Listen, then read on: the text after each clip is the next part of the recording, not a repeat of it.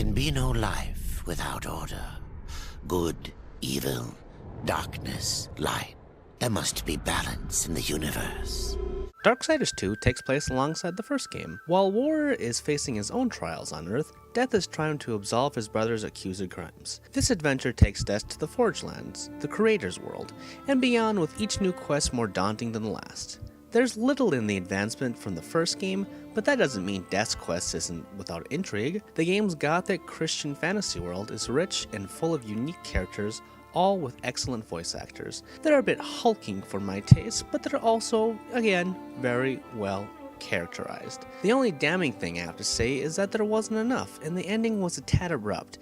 It felt like it was building up to something, and then it just kinda fell flat and ended exactly how the first one left off. Grabs aside though, this is an engaging tale well worth revisit, especially for fans from the first game. Careful, Crowfather. I'm not here to put you out of your misery. Not yet. If you're familiar with the first game, then the gameplay of Darksiders 2 shouldn't be a surprise. However, the God of War meets Zelda gameplay has a new addition to the roster: RPG elements. Death can now collect loot ranging from weapons to armor. Your main weapons are dual size, but you can equip sub-weapons like a hammer, dual gauntlets, dual other things, and they range from heavy attacks to lighter attacks for quick, easy movement. You can also gain levels and invest points into varying degrees of skills, like summoning the dead or using your size as a kind of a whirlwind attack. Essentially, you're in the same ride with this rider, but just with a little bit better customization and unique options. There's a few downsides as well, in the form of the puzzle elements of the game. I'd say it's about 50-50 action, the other half being puzzles.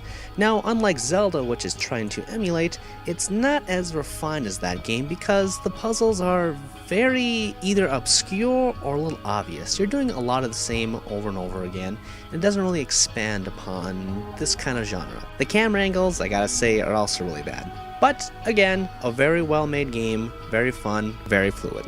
This world is dying, lad. Choking on chaos and corruption. We can do little to stop it. The breadth of this game is amazing. The palette used for the colorful landscapes and dungeons astound.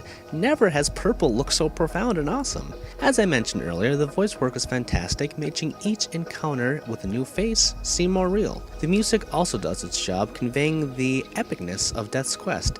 And you might recognize it because it's from Jesper Kyd, composer of the Assassin's Creed series. Beauty and awe aside, I did have some gripes, as previously mentioned. As far as the presentation goes, I encountered a few freezing glitches, and the pacing, especially in the dungeons, could have used some work. The dungeons, they just seemed a little bit too long, or maybe that's because I kept on getting stuck. While these complaints are small, they both become bigger and more apparent when added together. Again, nothing damning, mind you, but it should be said. The makers say that you can reach the foundry, and that a guardian lies within. What I was hoping for in Darksiders 2 was the continuation of the story from the first game, because if you know what it is, it's pretty epic. While this game is a side story alongside that game, ending with the same exact ending, I couldn't help feel that it's still a fun game. It's not what I wanted, but it engages me on different levels. For example, adding the RPG elements and just making everything a little bit more fluid, along with just kind of hashing out the world in general.